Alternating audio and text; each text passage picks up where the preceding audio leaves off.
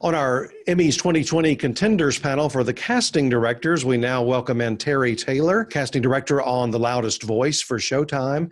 Terri, unlike some of the other projects we're talking about today, not only do you have to find the right actors for the show, but you've got to find people that people would believe as true life characters. How is that more challenging than something totally fictional? I think it adds a layer. I mean, in my opinion, it adds a layer to our process. We start thinking about actors who are talented, obviously, but we focus in on 1, 2, 3 characteristics, physical characteristics that make them also right in a physical sense, a resemblance to that character that they're going to be portraying.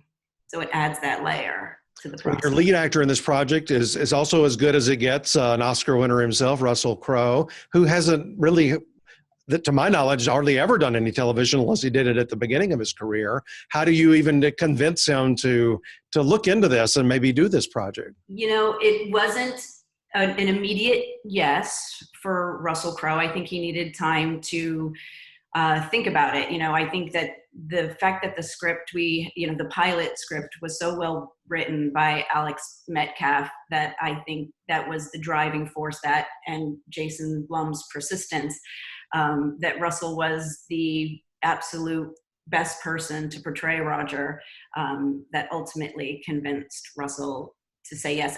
And, saying yes after only reading, one screenplay and then obviously diving into Gabe Sherman's book after the fact, but, not really knowing where the limited series was going to go. But he was, in our opinion, such an incredible get for the series. When you've got somebody like that interested, and then you've obviously got a great cast overall, are you thinking about, okay, they don't exactly look like this person, but if our great makeup and hair team get involved, and are you thinking about the logistics of how can we make them into this person? I think to a degree. I think that, like I mentioned, we try to find at least one physical characteristic and then an essence or a vibe that the actor possesses that makes you believe that they could easily step into the shoes of this real human being that we all kind of have formed an opinion about, or not, that many people have formed an opinion about. And then you, to a certain degree, do rely on, outstanding prosthetics or amazing, wardrobe and hair to help these actors disappear into their roles. I mean, honestly, through performance, they could certainly do it through performance alone, but with the added benefit of incredible prosthetics and makeup and hair, it is, they're unrecognizable, and we get to just sit back and enjoy the storytelling. When you ultimately see at that point, when they are made up, is that like a really strong pride level for you of, oh, we got this right? Yeah, absolutely. Absolutely. I think that it is a real achievement when you sit down to watch the first episode and there isn't that adjustment period where you have to try to forget the actor who is portraying this real life individual, when you can immediately just start watching episode 1 of The Loudest Voice and just believe that you're watching, Roger Ailes. I think that's an incredible achievement. And then with Sienna Miller, to have to ask, have so many people say, I didn't even know it was Sienna Miller until I saw the credits roll, because she disappeared so deeply into, the Beth Ailes character. Yeah, we were just interviewing her recently and talking about that. How did you come to think of her for this project? I think that we had a jumping off point with the entire group of human beings involved in this story, the Roger Ailes story, his early life, and then the launch and creation of Fox News, and the idea of a Fox woman. Although he didn't meet Beth at Fox, he met her at CNBC. She still had some of that kind of Fox woman persona to her. So we created a list of women that seemed to fit into that,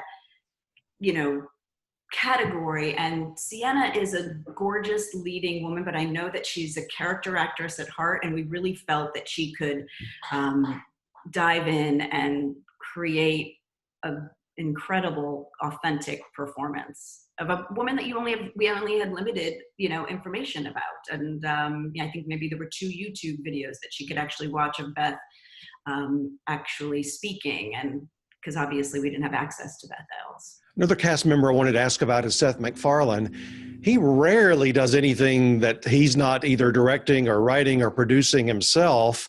So how did you get him even interested in joining a cast on something where he wasn't doing those other chores? Early on in the process, thought that that Brian Lewis was one of the characters where we might be able to cast outside the box. And in speaking with Alex Metcalf and our directors, it was, is this a moment to have use somebody that is more known for their comedy? Brian Lewis had a big sense of humor, loved to listen to rap music as he drove into the city from his house in the suburbs. And I think that, Seth was the first person we went to and, sent him the script, pitched him the idea, and he immediately was interested and wanted to do it. He's one of the busiest people on the planet. So logistically making it work was so challenging because like you said, he writes and runs his own show, and he had to really carve out major time with the show to get to New York to shoot our series.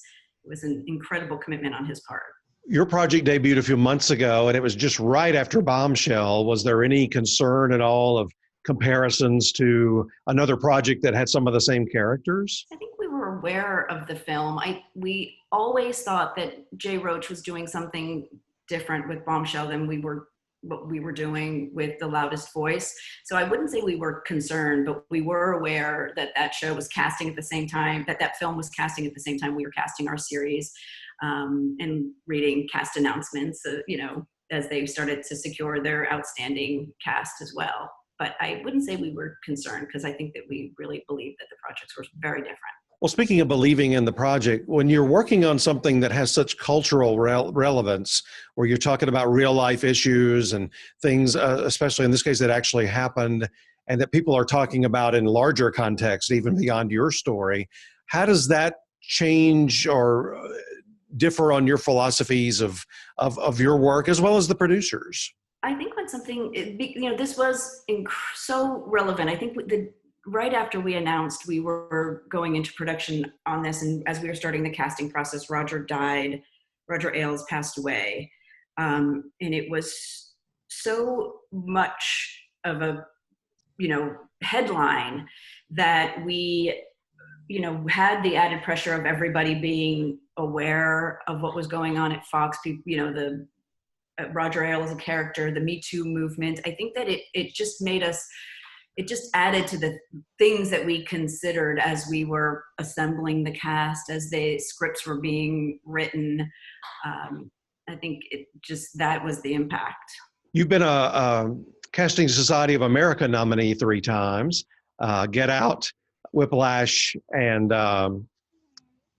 Hitchcock. I couldn't remember the last one. What was that like when you got that recognition from your peers? I'm always incredibly grateful. And we also were nominated for Crazy Rich Asians too, which was right. An unbelievable cast and a huge undertaking. But it's always such, I always feel incredibly proud to be recognized by my peers.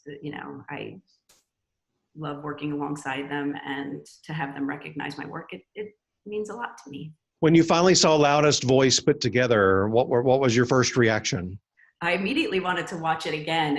It was so thrilling, and I think that the series builds in such a great way that when you finally get to episodes 6 and 7, you actually can't stop watching. I was incredibly proud of our cast. I was incredibly proud of the team, our writers, our producers, directors, of Russell Crowe, who was really involved every step of the way from casting to editorial. I was just incredibly proud.